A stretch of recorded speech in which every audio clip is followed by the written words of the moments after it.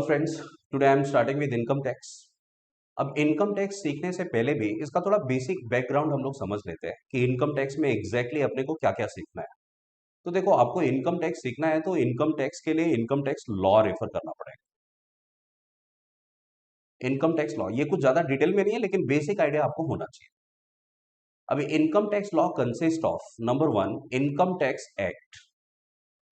इसमें income tax act आता है 1961।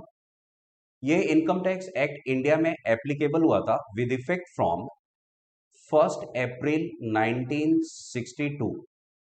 1 अप्रैल 1962 से एप्लीकेबल हुआ था। सर, ये इनकम टैक्स एक्ट है क्या? एक्चुअली इसमें डिटेल्ड प्रोविजंस दिए हुए है ना। प्रोविजंस मतलब किसको टैक्स देना है, इनकम क्या होना चाहिए, टैक्स नहीं पे किया तो पिनल प्रोविजन क्या है, वगैरह वगैरह। असेसमेंट कैसे होगा, इनकम को कैसे फाइंड आउट करते हैं, वो डिटेल प्रोविजंस इसमें दिए हुए हैं इनकम टैक्स एक्ट में।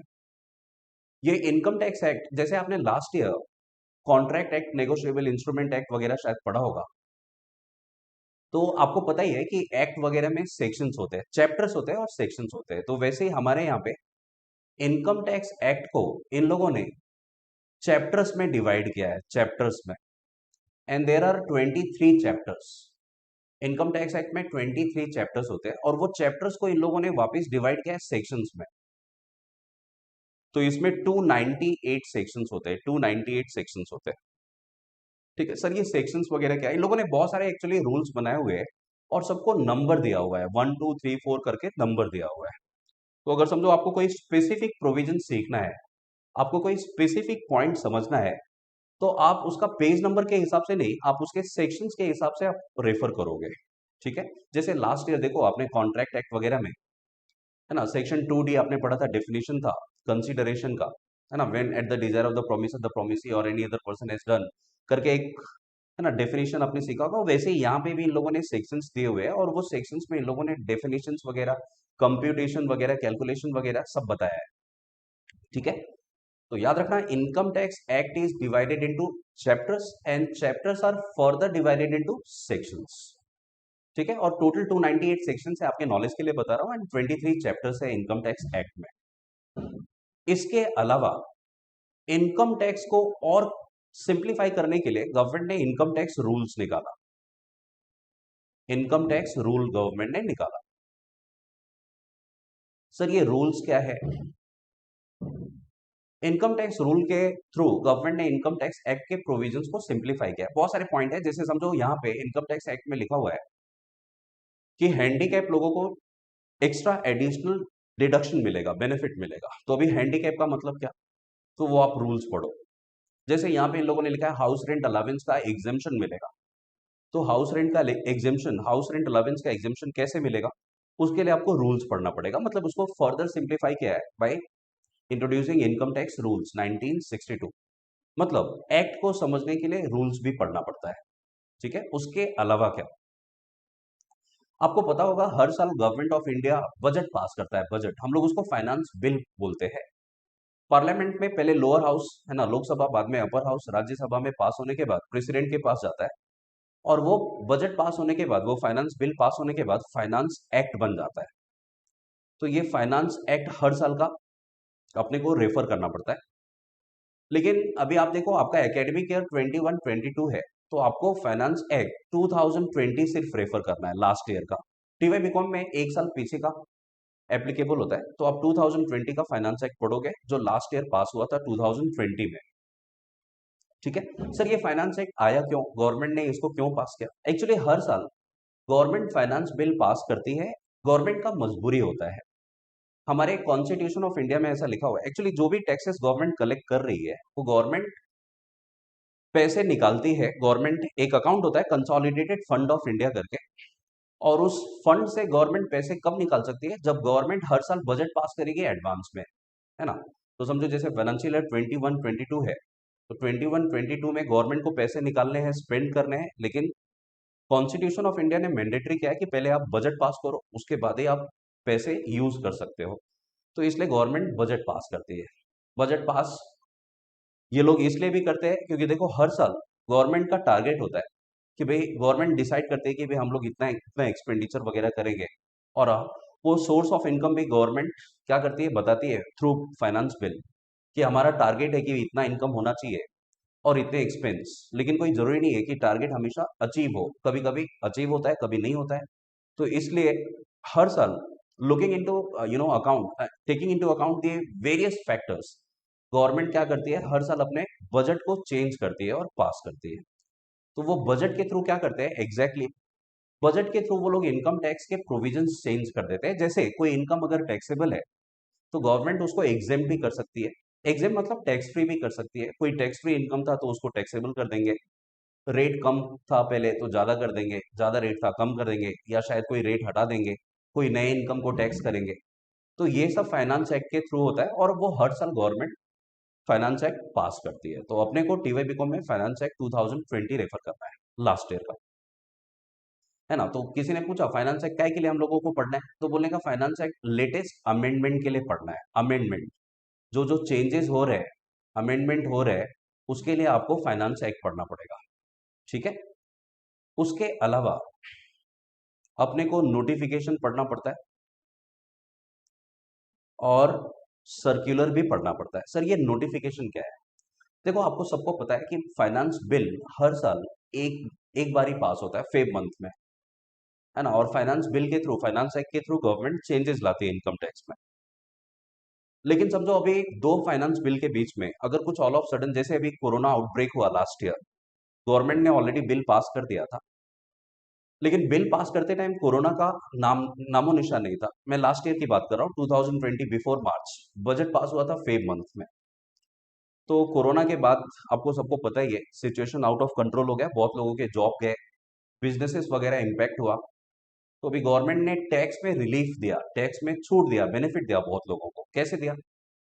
तो नोटिफिकेशन के थ्रू, बीच बीच में ये लोग नोटिफिकेशन लेके आते हैं। समझो कहीं पे फ्लड आ गया, सुनामी आ गया, अब वहां के लोगों को गवर्नमेंट कंसेशन दे देती है। गवर्नमेंट उनको, अभी समझो रिटर्न फाइलिंग का डेट आ गया, रिटर्न फाइलिंग के डेट के टाइम पे समझो फ्लड आ गया, तो वहां के लोग रिटर्न थोड़ी टाइम पे फाइल कर पाएंगे, तो वो लोग डेट बढ़ा देते हैं, डेट को, है ना, एक्सटेंड कर देते हैं। तो ये सब नोटिफिकेशन के थ्रू आता है, ठीक है। तो नोटिफिकेशन सर कौन पास करता है? नोटिफिकेशन सेंट्रल गवर्नमेंट पास करता है। आप सीबीडीटी बोल सकते हो, central board of direct taxes. हमारे इनकम टैक्स डिपार्टमेंट के ऊपर सीबीडीटी होता है, वो लोग नोटिफिकेशन लाते हैं। और नोटिफिकेशन क्यों लाते हैं बोलने का sir, if they want to bring certain changes in between the two finance bill, they will first pass what notification, notification official gazette के थ्रू पब्लिक को इन्फॉर्म करते हैं। उनका वेबसाइट है, आप वहां पे जाके नोटिफिकेशन देख सकते हो। इनफैक्ट न्यूज वगैरह में सब जगह तो आता ही है नोटिफिकेशन कि गवर्नमेंट ने अभी लेटेस्ट अनाउंसमेंट क्या किया। नोटिफिकेशन है क्या, तो बोलेगा सर ये अनाउंसमेंट है बाय द गवर्नमेंट, है ना, with regard to certain changes which is occurring in the income tax rules, ठीक है। उसके अलावा सर्कुलर होता है। सर ये सर्कुलर क्या है? ये सर्कुलर देखो, अभी इनकम टैक्स में, इनकम टैक्स डिपार्टमेंट में ऑफिसर्स होते हैं, वो हमारे इनकम को असर्टेन करते हैं, डिटरमाइन करते हैं, कैलकुलेट करते हैं। अभी इनकम टैक्स में कोई प्रोविजन आ गया, उसको लेके अगर समझो उनके दिमाग में कुछ सस्पिशन है, कुछ डाउट है, तो उस डाउट को क्लैरिफाई करने के लिए इनकम टैक्स डिपार्टमेंट का main officer, chief commissioner of income tax या फिर सीबीडीटी भी सर्कुलर पास करती है, सर्कुलर। और सर्कुलर क्यों पास करती है?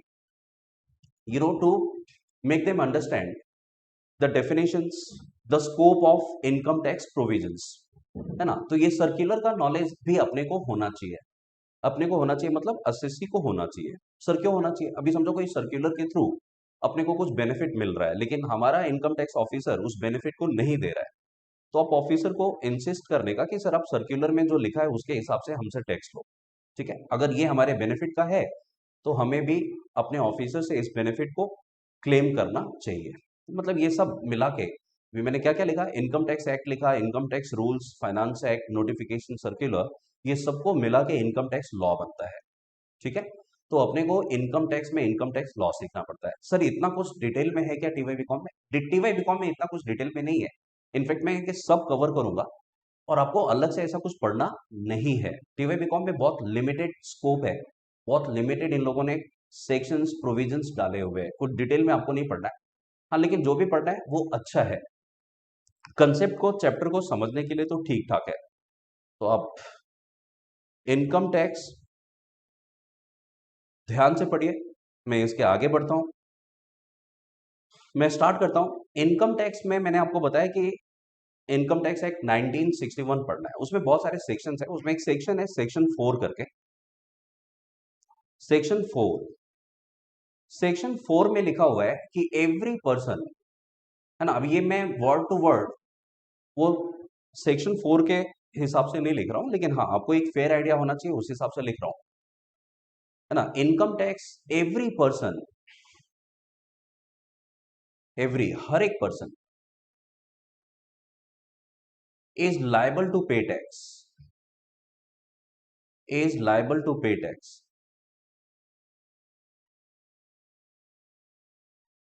is liable to pay tax on taxable income,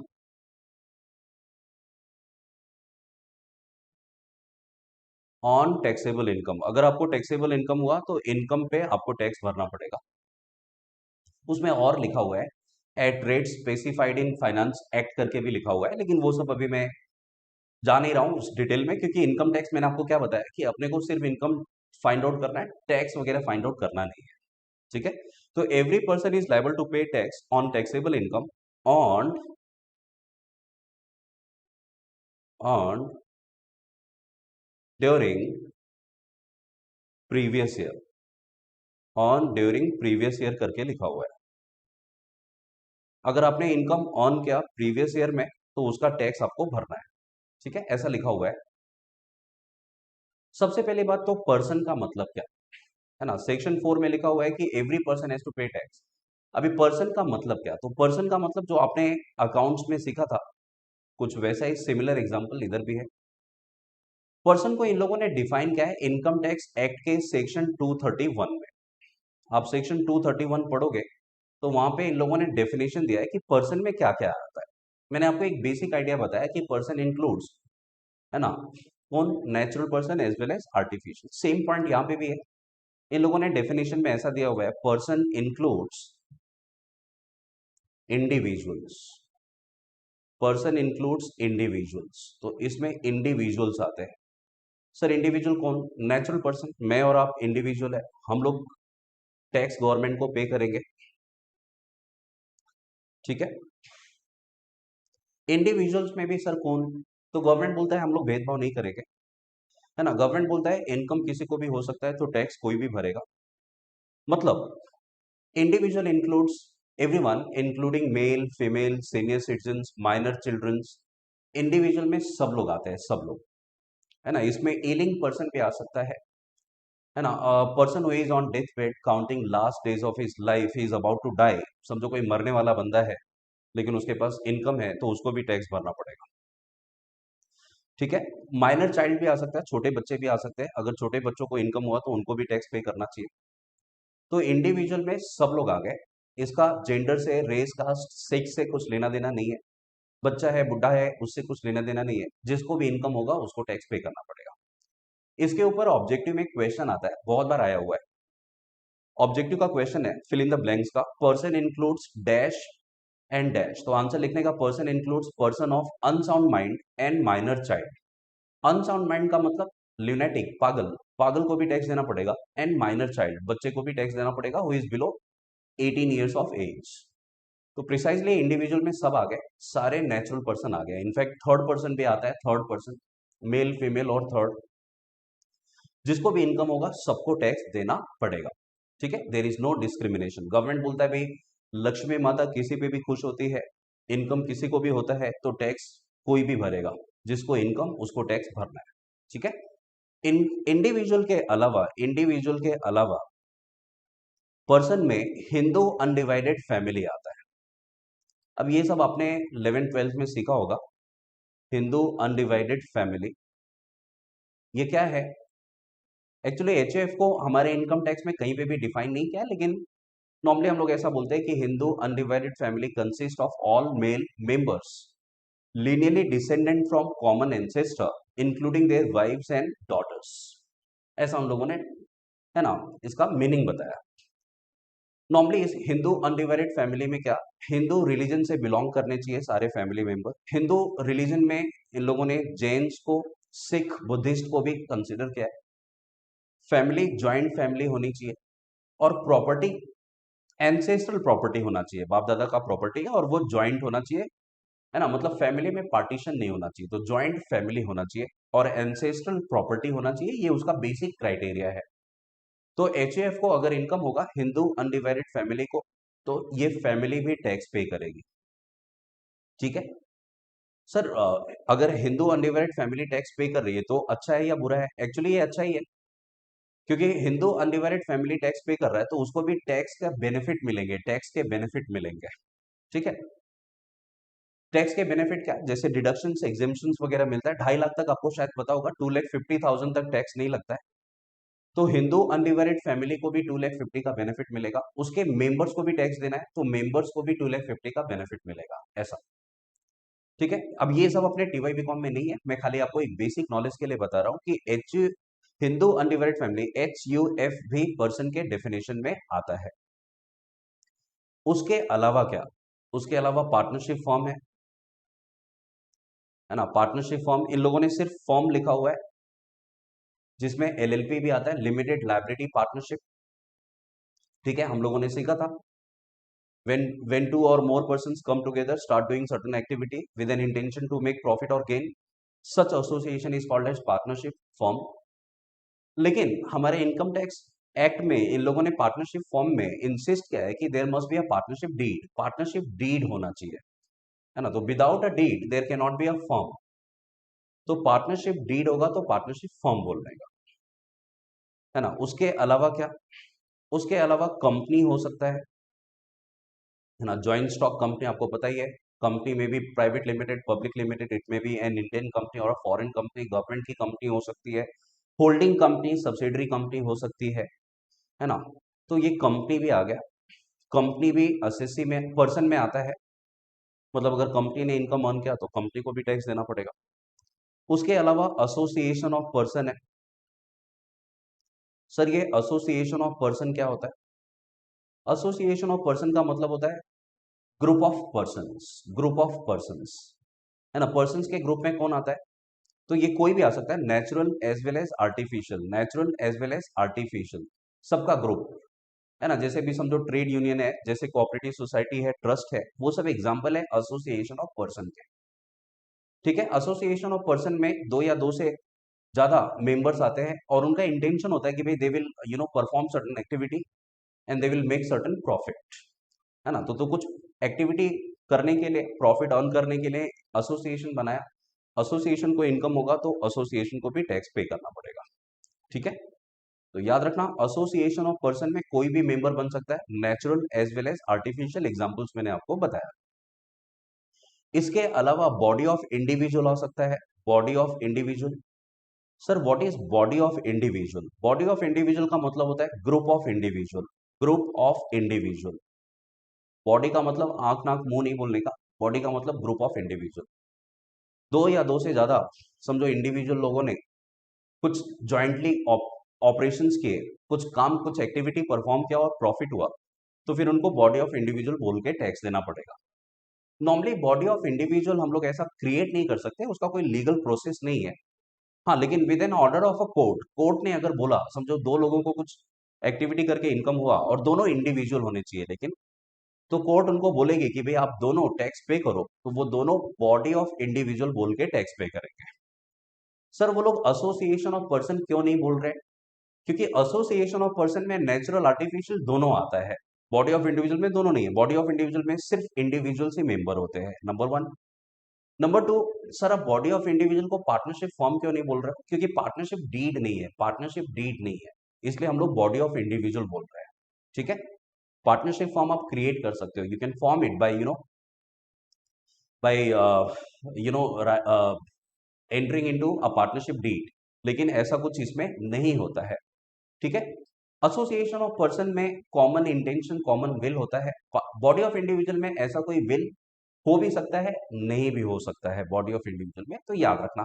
ये सब मैं बेसिक आइडिया बता रहा हूँ, है ना। जैसे इसमें को लिगेटिव्स, को हियर्स वगैरह आते हैं, वो बॉडी ऑफ इंडिविजुअल के एग्जाम्पल है।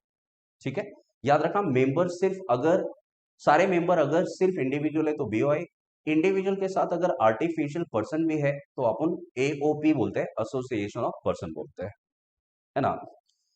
आपको समझ में आ रहा होगा मेरे ख्याल से। अब ये सब भी कंपनी, एसोसिएशन ऑफ पर्सन, ये सब कुछ भी अपने टीवाई बीकॉम में नहीं है। हम लोगों को सिर्फ इंडिविजुअल के ही सम्स आने वाले हैं। तो सर आप ये सिखा क्यों रहे हो? क्योंकि ये सारे पॉइंट एक्चुअली एमसीक्यू में, ऑब्जेक्टिव में आता है, आपको बेसिक आइडिया तो इसका होना ही चाहिए। ठीक है, इसके अलावा क्या, इसके अलावा आर्टिफिशियल जुडिशियल पर्सन आता है, आर्टिफिशियल जुडिशियल पर्सन। जुडिशियल को हम लोग ज्यूरिडिकल भी बोलते हैं, ज्यूरिडिकल भी बोलते हैं, हम लोग एजेपी बोलते हैं, AJP, artificial judicial person. Sir ये क्या होता है? ये क्वासी जुडिशियल है, जैसा कोर्ट है ना, supreme court, high court, lower court है, वैसे ये भी है कोर्ट जैसा, आप समझो। और इसको स्पेशल पावर है, ये एक्चुअली स्पेशल पर्सन है which is created by a special law passed in parliament. Parliament में इस पर्सन को क्रिएट करने के लिए, इस पर्सन को क्रिएट करने के लिए स्पेशल लॉ पास किया है, और ये अपने रूल्स, अपने लॉ से ही गवर्न होती है। गवर्नमेंट का इनके एक्टिविटीज में कोई भी डायरेक्टली या इनडायरेक्टली इंटरवेंशन नहीं होता है, गवर्नमेंट इंटरवीन नहीं करती है। ठीक है, जैसे अपना मुंबई यूनिवर्सिटी, इनफैक्ट इंडिया में जितने भी यूनिवर्सिटीज फॉर्म हुए हैं वो सब यूजीसी एक्ट में फॉर्म हुए हैं। यूजीसी एक्ट मतलब यूनिवर्सिटी ग्रांट कमीशन एक्ट हम लोग बोलते हैं, और वो स्पेशल एक्ट था which was passed in parliament specially to regulate the universities. ठीक है, तो यूनिवर्सिटीज को हम लोग क्या बोलते हैं? Artificial judicial person. उसके अलावा बहुत सारे मंदिर मस्जिद है अपने इंडिया में, जैसे तिरुपति देवस्थानम वगैरह, उसको भी एजेपी का स्टेटस मिला हुआ है, आर्टिफिशियल जुडिशियल पर्सन का, है ना। अभी उस मंदिर में जो डोनेशन आ रहा है उसको किस तरह अप्रोप्रिएट करना है, कौन से अमाउंट के लिए स्पेंड करना है, एंट्री किसको देना है, किसको नहीं देना है, एंट्री कहाँ से देना है, एंट्री का फीस रखना है नहीं रखना है, ये सब वो ट्रस्ट डिसाइड करेगी, वो आइडल डिसाइड करेगी। ठीक है, तो कुछ मंदिर मस्जिद को भी आर्टिफिशियल जुडिशियल पर्सन का स्टेटस मिला हुआ है। ठीक है, हम लोग एजीपी बोलते हैं, आर्टिफिशियल जुडिशियल पर्सन। एलआईसी है, लाइफ इंश्योरेंस कॉर्पोरेशन, ये भी आर्टिफिशियल जुडिशियल पर्सन का एग्जांपल है। ICAI, institute of chartered accountant of India, institute of company secretaries of India, ये सब एजीपी के एग्जांपल हो गए। ठीक है, उसके अलावा लोकल अथॉरिटी है। लोकल अथॉरिटी मतलब लोकल गवर्नमेंट है ना। अभी जैसे हम लोग सिटीज में हम लोग क्या बोलते हैं? म्युनिसिपल कॉर्पोरेशन बोलते हैं, म्युनिसिपल कॉर्पोरेशन। गांव साइड में हम लोग ग्राम पंचायत बोलते हैं, ग्राम पंचायत। तो ये लोकल गवर्नमेंट है, ये भी पर्सन के डेफिनेशन में आता है। ठीक है, अगर लोकल गवर्नमेंट ने कुछ कमर्शियल ऑपरेशंस के इनकम हुआ और वो ऑपरेशंस, वो कमर्शियल ऑपरेशन समझो अगर टैक्सेबल है, तो लोकल गवर्नमेंट को भी टैक्स देना पड़ेगा। ठीक है, तो ये सब डेफिनेशंस में कवर हो गए हैं, ये सब पर्सन में आते हैं। ठीक है, मैंने आपको बताया टीवाई बीकॉम में सिर्फ इंडिविजुअल से सीखना है, बाकी का कुछ है नहीं, लेकिन हाँ बेसिक आइडिया आपको रखना है। ऑब्जेक्टिव में क्वेश्चन किस टाइप का आता है? क्वेश्चन में लिखा होगा मिस्टर ए कौन है, तो आपको लिखना पड़ेगा इंडिविजुअल, है ना। जैसे मुकेश अंबानी कौन है, तो बोलने का इंडिविजुअल। रिलायंस इंडस्ट्रीज क्या है, तो बोलने का कंपनी। ठीक है ना। अभी जैसे राम सीता लव एंड कुश क्या है, तो बोलने का हिंदू अनडिवाइडेड फैमिली, बराबर। ए बी एंड कंपनी क्या है, ए बी एंड कंपनी, बोलने का पार्टनरशिप फॉर्म, है ना। राम एंड एसोसिएट्स क्या है, राम एंड एसोसिएट्स, तो बोलने का सर सोल ट्रेडिंग कंसर्न हो सकता है, सोल ट्रेडिंग कंसर्न। ठीक है, तो ये सब एग्जाम्पल आपको पूछेंगे एग्जाम में, है ना। जैसे समझो वहां पे पूछा जनकपुर ग्राम पंचायत क्या है, तो लिखने का लोकल अथॉरिटी है। मुंबई यूनिवर्सिटीज क्या है, तो बोलने का आर्टिफिशियल जुडिशियल पर्सन है। ठीक है, तो ये बेसिक आइडिया आपको होना चाहिए एमसीक्यू के हिसाब से, लेकिन क्वेश्चंस तो हम लोग सिर्फ इंडिविजुअल का ही सॉल्व करेंगे। ठीक है, तो ये पर्सन का डेफिनेशन मैंने आपको बताया। इन लोगों ने क्या लिखा है, ये लोग क्या बोलते हैं? Every person is liable to pay income tax. हर एक पर्सन को इनकम टैक्स पे करना है, हर एक पर्सन को। तो पर्सन में क्या आता है मैंने आपको बताया। देखो हमारे इनकम टैक्स में, इनफैक्ट किसी भी एक्ट में मैं बात कर रहा हूं, दो टाइप के डेफिनेशन देते हैं, दो टाइप के। एक होता है इंक्लूसिव डेफिनेशन और एक होता है एक्सक्लूसिव डेफिनेशन। इंक्लूसिव डेफिनेशन कभी भी क्लियर नहीं होता है, और एक्सक्लूसिव डेफिनेशन कभी भी क्लियर होता है। क्लियर मतलब लॉ में जो लिखा उसके अलावा कुछ सोचना नहीं है, लॉ में जो लिखा वो फुल एंड फाइनल है। और inclusive definition full and final नहीं होता है, वो क्लियर नहीं होता है, वो इनकम्प्लीट होता है। तो ये जो पर्सन का डेफिनेशन दिया है ना, ये इंक्लूसिव है। मतलब गवर्नमेंट क्या बोलना चाहता है कि पर्सन में हम लोग सेक्शन 231 में जो जो लिखा है वो तो पर्सन है ही, लेकिन इसके अलावा भी कोई category of other category of persons भी हो सकता है। अगर किसी दूसरे कैटेगरी ऑफ पर्संस को इनकम हुआ तो उसको भी पर्सन बोल के टैक्स देना पड़ेगा।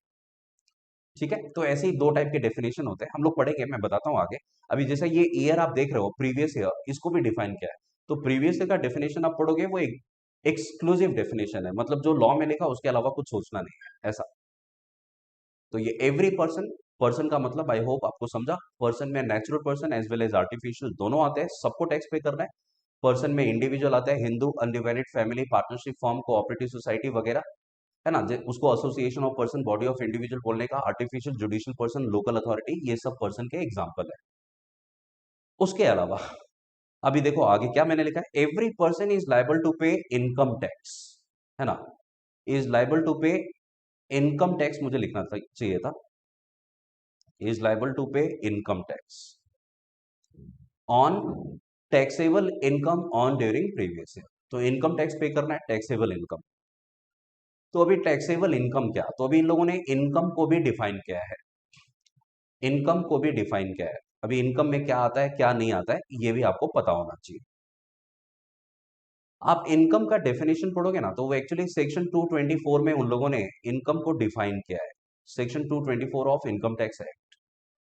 लेकिन अगर आप ये सेक्शन रेफर करते हो, if you go by this the provision of the definition of the income as per this section, तो आपको उतना ज्यादा क्लियर आइडिया नहीं मिलेगा। क्यों? क्योंकि सेक्शन 224 में इन लोगों ने एग्जांपल्स दिए हुए हैं कि इनकम में क्या क्या आता है।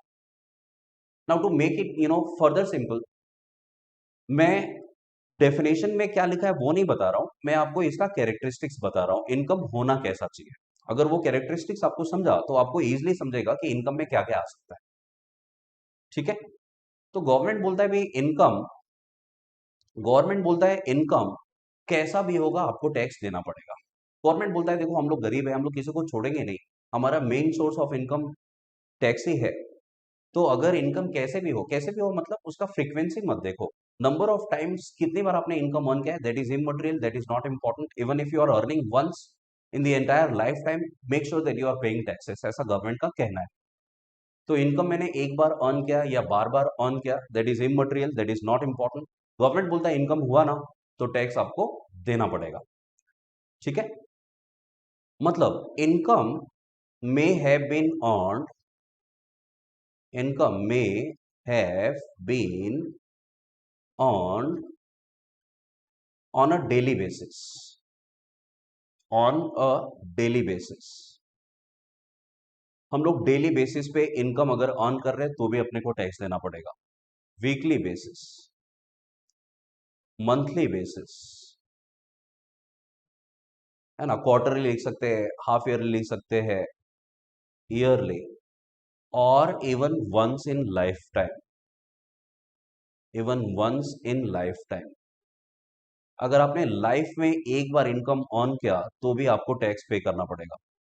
ठीक है, मतलब इससे अपने को समझ में आ रहा है कि इनकम का फ्रीक्वेंसी, इनकम का occurrence is not at all important, है ना। Even if you are earning an income for once in your entire life time, you are suppose to pay taxes. ठीक है, अभी इससे एक पॉइंट और क्लियर होता है, क्या क्लियर होता है,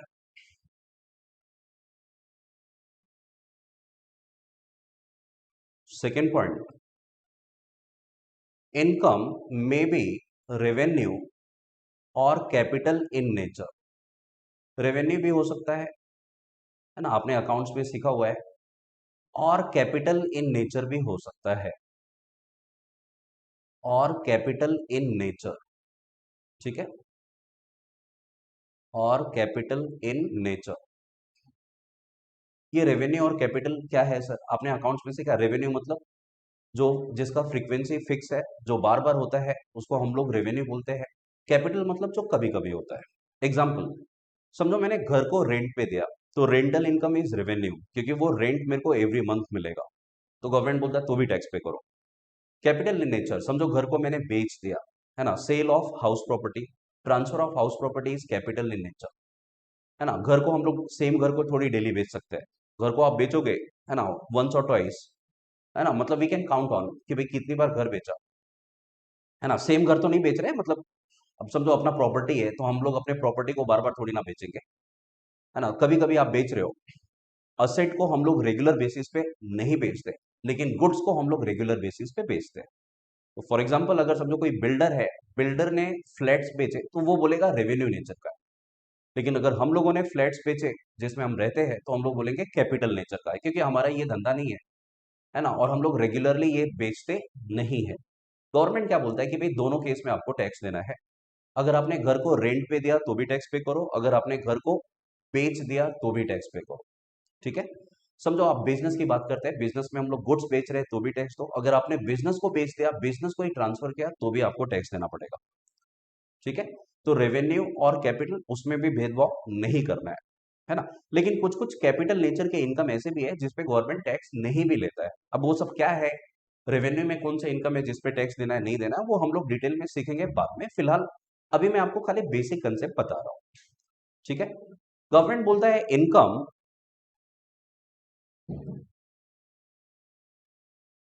मे be received, may have been received, आपने उसको रिसीव किया भी होगा, मे हैव बीन रिसीव्ड, और इट में इवन भी रिसीवेबल, या वो रिसीवेबल भी हो सकता है, ठीक है। अब ये भी एक पॉइंट आपको पता ही है, आपने अकाउंट्स में देखो कैश सेल्स और क्रेडिट सेल्स दोनों ट्रेडिंग अकाउंट में क्रेडिट साइड पे लिखा हुआ है। कैश सेल्स मतलब हमने गुड्स बेचा, इमीडिएटली कैश मिल गया, मतलब इनकम रियलाइज हो गया, मतलब उसमें बैड डेट्स के चांसेस नहीं है, तो वो रिसीव्ड है, आपको टैक्स देना पड़ेगा। रिसीवेबल मतलब हमने क्रेडिट पे माल बेचा है, वहां पे बैड डेट्स के स्कोप है, फ्यूचर में लॉस भी हो सकता है, गवर्नमेंट बोलता है तो भी आपको टैक्स देना पड़ेगा। मतलब it is not necessary that the income must have been received in order to pay taxes. Even if you don't receive, government is making it compulsory for you to pay taxes, ठीक है। Income मिला तो भी दो, income मिलने वाला है तो भी टैक्स पे करो। नेक्स्ट पॉइंट, इनकम अगर आपको कैश में मिला तो भी टैक्स पे करो। मैं अभी डिटेल पूरा सेंटेंस नहीं लिख रहा हूं, शॉर्टकट में लिखता हूं। इनकम में भी क्या, may have been received in cash, may have been received in cash और इन काइंड। कैश में मिला तो भी टैक्स दो, काइंड में है तो भी। सर कैश इनकम कौन से, अभी जैसे समझो मैं नौकरी कर रहा हूं, मेरे को सैलरी मिला, तो salary income is cash income, ठीक है। अभी कैश का मतलब हार्ड कैश मत समझो, वो चेक से भी पेमेंट मिल सकता है, ऑनलाइन ट्रांसफर, एनईएफटी, आरटीजीएस वगैरह भी हो सकता है, हम लोग उसको कैश इनकम बोलते हैं, जैसा कैश ट्रांजेक्शन आप अकाउंट्स में बोलते हो वैसा। और काइंड का मतलब, अभी काइंड का मतलब समझो मुझे कुछ आर्टिकल गुड्स मिल गए, ठीक है, जैसे गिफ्ट वगैरह मिलते हैं, तो गिफ्ट में अगर किसी को गोल्ड मिला, कोई प्रेसेस समझो आर्टिकल्स मिल गए, तो बोलेगा वो इनकम इन काइंड है। गवर्नमेंट बोलता है भाई इनकम में भी in kind, but we are not kind. In case if you are earning an income, no matter the form of the income may be in cash or kind, you are liable to pay taxes, आपको taxes pay करना पड़ेगा। Cash or kind में भेदभाव नहीं करने का, है ना। अभी जैसे मेरे को गोल्ड मिला समझो गिफ्ट में, तो गोल्ड का मैं मार्केट वैल्यू देखूंगा और वैल्यू के हिसाब से मेरे को टैक्स भरना पड़ता है, ठीक है। एक बेसिक आइडिया मैं आपको दे रहा हूं। नेक्स्ट, ये इनकम लीगल भी हो सकता है, इनकम में बी लीगल और इलीगल, लीगल भी हो सकता है या इलीगल भी हो सकता है, ठीक है। अब ये पॉइंट आपको मेरे को मुझे समझाने की जरूरत नहीं है, you must all be you are all aware of it, कि भाई अगर लीगल सोर्स ऑफ इनकम है, जैसे नौकरी कर रहे हैं, बिजनेस कर रहे हैं, लीगल इनकम है, तो आपको टैक्स देना ही पड़ेगा। इलीगल सोर्स ऑफ इनकम समझो स्मगलिंग किया, गलत काम करके पैसे कमाए, तो भी टैक्स देना पड़ता है। आपको पता ही है बहुत सारे करप्ट ऑफिसर्स या पॉलिटिशियंस जिसके यहाँ पे भी रेट पड़ती है इनकम टैक्स की, तो वो इनकम टैक्स वाले छोड़ देते हैं क्या? Answer is no, income tax वाले तो टैक्स लेते ही। आपने रेड मूवी वगैरह देखा होगा, तो ये लोग टैक्स तो लेते ही है। इनफैक्ट अगर आपने गलत सोर्स से इनकम अर्न किया तो भी टैक्स देना है, अगर आपने टैक्स नहीं दिया है तो वो लोग आपसे पेनल्टी भी लेते हैं। इनकम टैक्स वाले बोलते हैं वी आर नॉट वरीड, है ना, we don't have to worry about whether you are earning income from legal source और इलीगल सोर्स। गवर्नमेंट बोलता है वो हमारा मेन मकसद नहीं है कि लीगल सोर्स होगा तो ही टैक्स लेंगे। गवर्नमेंट बोलता है आपको इनकम हुआ, कैसा भी सोर्स रहने दो, लीगल रहने दो या इलीगल, आपको टैक्स देना ही पड़ेगा। ठीक है। उसके अलावा लास्ट पॉइंट देखो, इनकम पे हम लोग टैक्स पे कर रहे हैं तो इनकम रियल होना चाहिए, सच्ची मुच्ची का इनकम होना चाहिए। Income must be real, income must be real, it should not be fictitious. ये झूठ मूठ का इनकम नहीं होना चाहिए। ठीक है, फिक्टिशियस नेचर का नहीं होना चाहिए। सर ये क्या पॉइंट है? रियल इनकम, फिक्टिशियस इनकम, समझो फॉर एग्जांपल मैंने एक घर खरीदा, 50 लाख का है वो आज घर, 4-5 साल के बाद उस घर का वैल्यू 60 लाख का हो गया, तो वो जो इंक्रीमेंटल वैल्यू है 10 लाख का, वो रियल इनकम नहीं है, मैं उस पर टैक्स नहीं पे करूंगा, है ना। Incremental value in the asset, है ना, is not a real income as long as the asset is not sold. जब मैं घर बेच दूंगा, वो इनकम रियलाइज होगा तो मैं इनकम बोलूंगा। तो खाली ऐसा प्रॉपर्टी का भाव बढ़ने से इनकम नहीं होगा, इनकम काउंट नहीं होगा और अपने को टैक्सेस नहीं देना। तो याद रखना।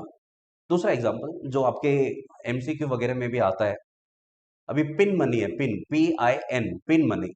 हस्बैंड ने वाइफ को एवरी मंथ 10,000 रुपीज दिए, है ना, for meeting household expenses, day to day expenses pay करने के लिए। वाइफ ने क्या किया, वो 10,000 में से 2,000 का सेविंग्स किया एवरी मंथ, और साल का पूरा 1 साल का सेविंग्स 24,000 का हो गया। तो वो 24,000 को आप रियल इनकम नहीं बोल सकते। ठीक है, वो सेविंग्स है out of taxable income. Husband ने इनकम ऑन किया था, उस पर टैक्सेस दिए थे, और वही इनकम में से अभी इसने वाइफ ने कुछ पैसे बचाए, तो वो रियल नहीं होगा, उसको उसके ऊपर टैक्स पे करने की जरूरत नहीं है। उसको हम लोग पिन मनी बोलते हैं, उसको हम लोग पिन मनी बोलते हैं, PIN बोलते हैं। ठीक है, रियल इनकम होना चाहिए, इनकम फिक्टिशियस नेचर का नहीं होना चाहिए। तो मेरे ख्याल से आपको ये पॉइंट समझा कि इनकम में क्या क्या आता है और क्या नहीं आता है। ठीक है, तो इनकम में प्रिसाइजली सारे टाइप के इनकम आ गए।